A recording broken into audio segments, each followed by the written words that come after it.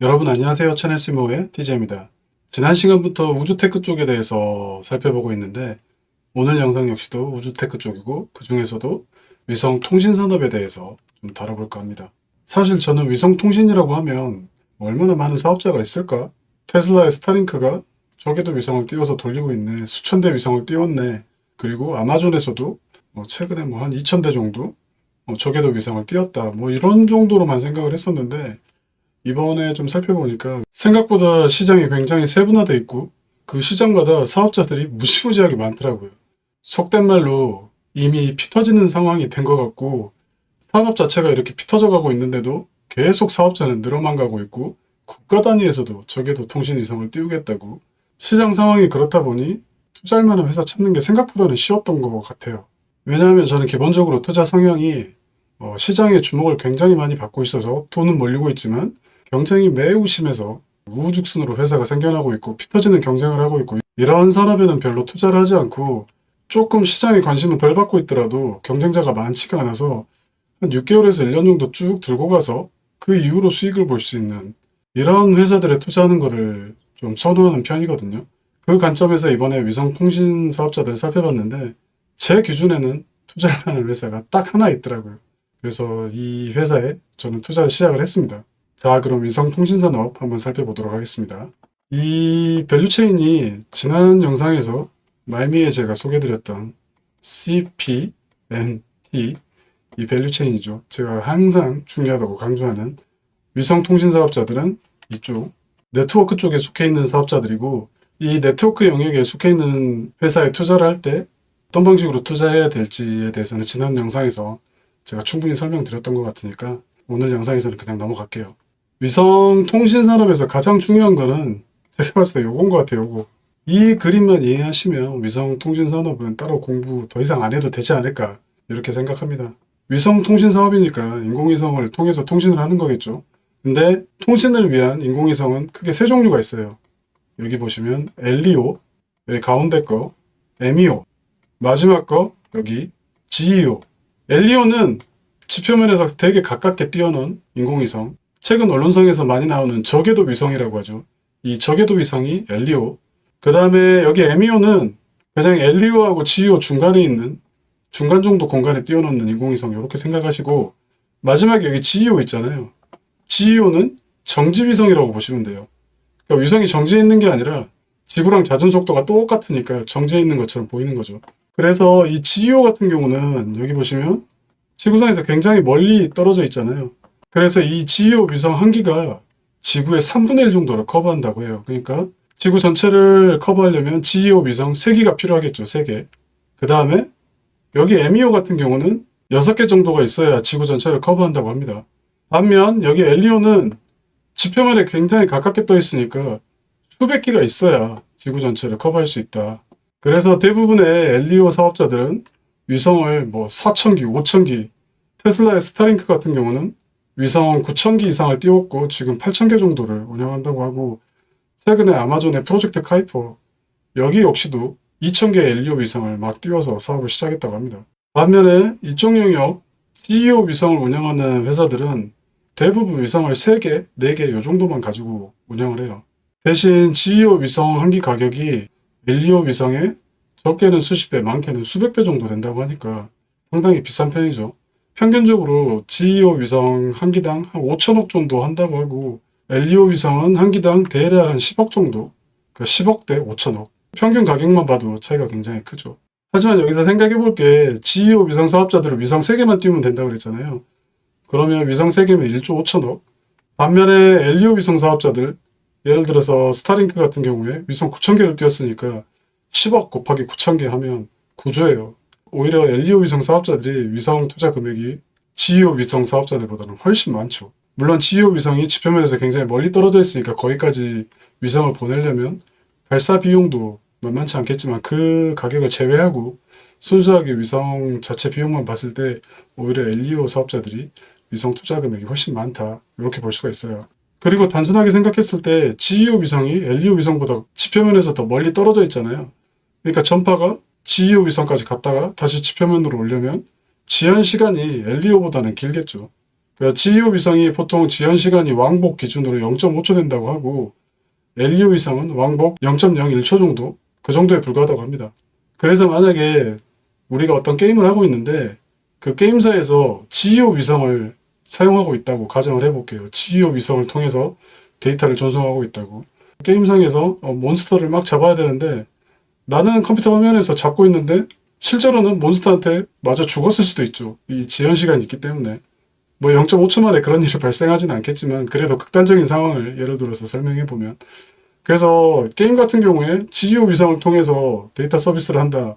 그러면 지연 속도 때문에 사람들한테 굉장히 말이 많을 것 같아요. 우리가 렉 걸린다고 하잖아요. 또 다른 예를 들어서 설명해 보면 나는 데이트레이더인데 1, 2초에 한 번씩 매도를 해야 된다. 뭐 이런 사람이 있다고 가정해 볼게요. 근데 이 사람이 사용하고 있는 HTS나 MTS가 GEO 위성을 통해서 데이터를 주고받는다고 하면 문제가 생기겠죠. 나는 분명히 호가창에서 1불 때 거래를 했는데 매수 체결은 지연 시간 때문에 1.01불에서 거래가 체결될 수도 있고 2불 때 주식을 매도했는데 지연 시간 때문에 1.99불에 매도가 체결될 수도 있는 거니까요. 그래서 방금 예로 두 가지 사례를 들어봤는데 그 지연 시간이 굉장히 큰 이슈다. 지연 시간이 굉장히 중요하다. 자율주행 같은 경우도 지연 시간이 길면 안 되겠죠. 위험하니까. 그 다음에 드론도 지연 시간이 길다. 우크라이나에서 러시아에 드론이 공격하러 갔는데 지연 시간이 길어서 공격 명령을 제때 인식을 못한다. 그럼 그것도 문제가 생기겠죠. 그래서 이쪽 LEO 사업자들을 사용하는 고객들은 지연 시간이 굉장히 중요한 그런 사업자들이에요. 여기 보면 금융거래, 원격 제어, 자율주행, 응급구조, 미사일 요격, 다 이런 것들. 반면에 이쪽 GEO 위성이 필요한 사람들은 지연 시간은 그렇게 중요하지 않는 대신 한 곳을 오랫동안 계속 모니터링하는 게 필요한 그런 고객들이겠죠. 그래서 GEO 위성을 사용하는 고객들이 대부분 방위산업 쪽이에요. 그러니까 공군에서 정찰기를 2박 3일 정도 지상에다 띄워놓고 지표면을 계속 감시하잖아요. 감시하면서 그 정보를 GEO 위성을 통해서 지상의 관제소에다 계속 정보를 보내주고 또 선박이나 잠수함 같은 경우도 마찬가지예요. 바다 위나 바다 속에서 계속 정찰 임무를 수행하면서 그 정보를 GEO 위성을 통해서 지상에 있는 정보국에 계속 그 정보를 보내주는 거죠. 그 다음에 첩보 임무를 수행하는 첩보원들, 이 사람들도 정보를 GEO 위성을 통해서 자국에 보내주는 거고 그리고 우리가 관측을 할 때 광학 렌즈로 실제로 보이는 걸 그대로 관측하기도 하지만 전파를 통해서 관측을 하기도 하죠. 우리가 우주 관측할 때 전파 망원경 사용해서 관측을 하듯이 GEO 위성을 통해서 지표면을 감시하고 관찰하는 임무. 예를 들어서 뭐 이란이나 북한에서 핵 개발을 하고 있다. 이런 것들도 다 GEO 위성을 통해서 감시를 하는 것이고요. 그러다 보니 GEO 위성에서 또 보안 이슈가 굉장히 큰 부분을 차지하겠죠. 만약에 해킹 한번 당했다 그러면 귀중한 정보, 되게 초특급 기밀 정보들이 다 털리는 거니까.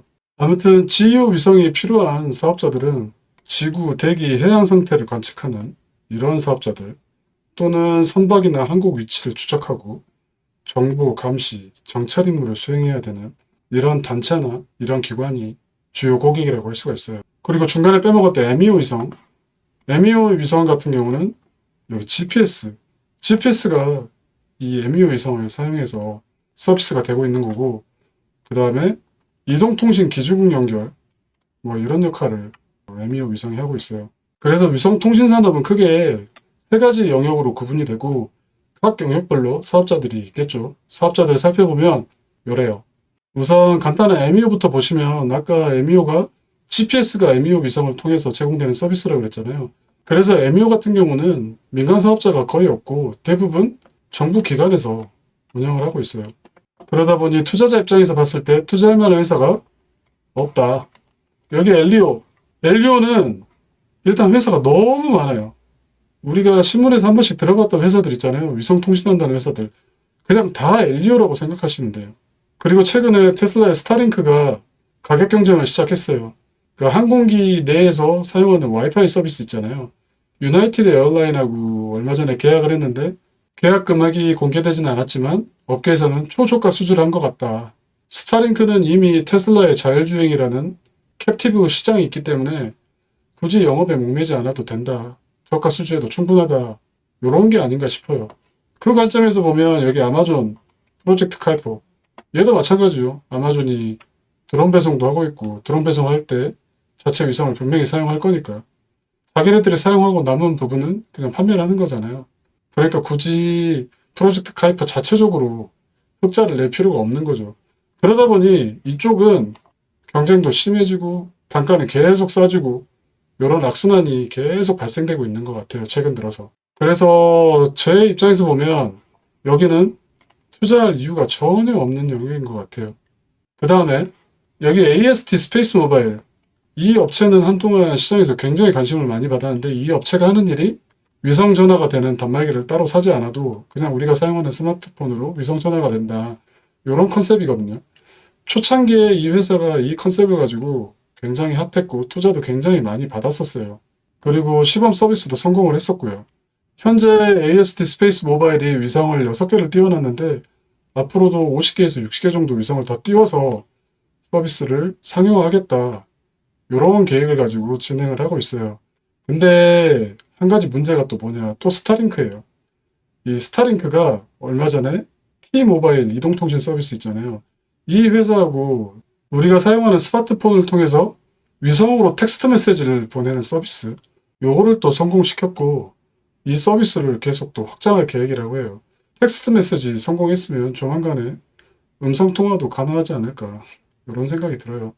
그래서 이 AST 스페이스 모바일도 이 회사에 투자할까 말까 고민을 굉장히 많이 했었는데 저는 이 회사를 그냥 패스하기로 결정을 했어요. 자, 에미오 제외하고 엘리오 제외하고 남은 건 여기 GEO 뿐이죠. GEO는 제가 딱 좋아하는 스타일이더라고요. 특히 여기 보시면 이 비아셋이라는 회사. 일단 GEO는 사업자들이 그렇게 많지가 않고 특히 민간 사업자는 더 없어요. 여기 나와 있는 이 정도 큰 회사들. 비아셋은 미국 회사고 최근에 비아셋이 인마셋이라는 영국 회사를 인수했어요. 인마셋이 유럽에서 거의 1위 사업자인데 이 비아셋이 인마셋을 인수하면서 미국뿐만 아니라 유럽 시장도 지금 같이 서비스를 하고 있고 그럼 단순히 생각하면 이 소수 업체가 과점하는 시장이면 비아셋 주가가 굉장히 높을 것 같잖아요. 근데 문제가 좀 있어서 주가가 고점 대비 90% 이상 조정을 받았고 지금 어느 정도 바닥을 다지고 박스권 최상단까지 반등해 있는 상황이거든요. 다음 영상에서 비아셋에 대해서 좀 더 자세히 다뤄볼 생각인데 그 최근에 있었던 문제를 간략히 설명을 하면 그 비아셋이 인마셋을 인수할 때 하나로 거의 한 10조 정도 투자를 했거든요.